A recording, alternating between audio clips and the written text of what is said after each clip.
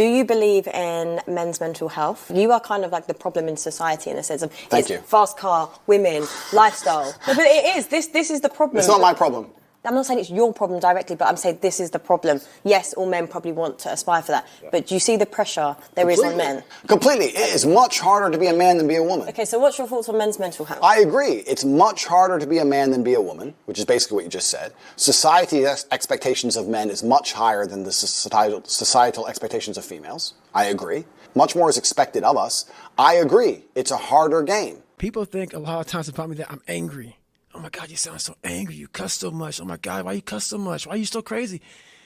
If you read my book, I cannot explain my life by saying, hey, it was a Merry fucking Christmas, man. No, it wasn't. I want you to go there with me. I'm taking you there with me. I'm a storyteller. I want to take your ass down paradise. So the house I lived in Buffalo, New York, that I got my ass beat every day, funny. We lived on Paradise Road. And it was anything but fucking paradise. So I want you to go there with me. You want to learn from me? Let me take your ass home. Let me take you there.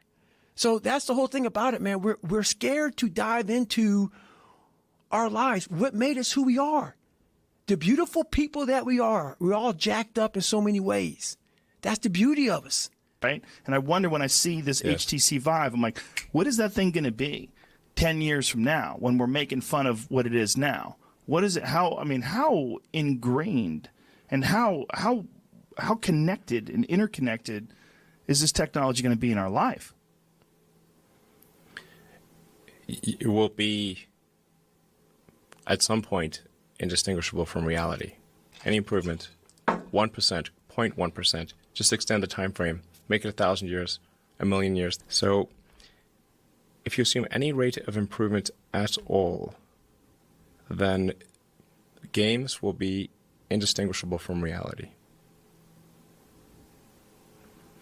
Or civilization will end. One of those two things will occur.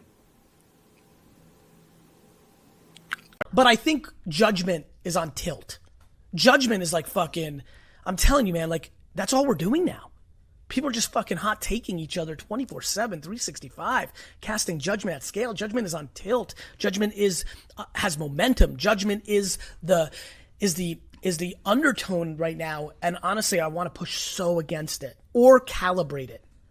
Yeah. You know, like I've lost so much momentum in judging somebody you can't imagine in the last 5 years.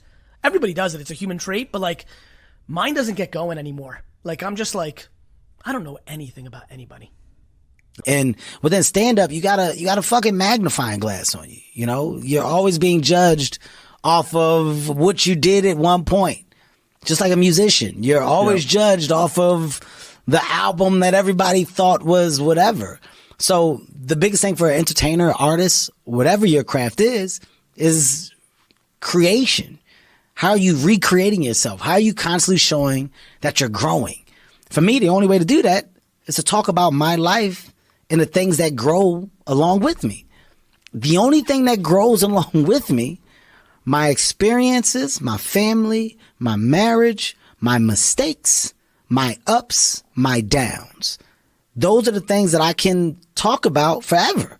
Because as you get older, things change, shit gets different. But it's all coming from my personal opinion of me, my view on me and how I see life. It's beautiful that you have that mindset. It is, because most people who've accomplished as much as you have, they don't want to ever let the past go. Oh shit, let that go. Let it go. Let it go. Let it go. But do you recognize that that's a beautiful part of your personality? You had one of the most successful boxing careers ever, but you don't want nothing to do with it. You don't want to acknowledge it exists. You wish it went away. In order to arrive to that next chapter in life, you have to forget the chapter that came before you. Yeah. And focus on the chapter ahead of you. Yes. That's a great lesson. And coming from you, that lesson, I think, is going to hit home with a lot of people. Let me ask you this question. It's kind of off topic, but I was curious. Is there any like fundamental differences in philosophy or like, lifestyle that you and your brother have? Like, is there anything that you guys like differ on, or do you guys pretty much agree on everything? No, we agree on everything. Our interests and the way we live is ever so slightly different, of course, but we agree on it. There's nothing we disagree on. Nothing that I can think of, literally nothing. So, easy answer. Okay, you guys got lucky that you guys were almost like born like a fucking comedic duo. Like See, that like, was luck. That was luck. When people say I'm lucky, and they talk about my money or my kickboxing or whatever, or my physique or whatever, I'm like, no, that wasn't luck. But being born with a brother so close in age, that was luck. That was like imagine if like your brother was like a priest or something like that, or like Yeah. you know, like something completely different, and then like Yeah, I don't know. We grew up together and we always had each other's backs, so we were always going to be similar in personality and similar in interest. So yeah, and that's a blessing to have a guy like you.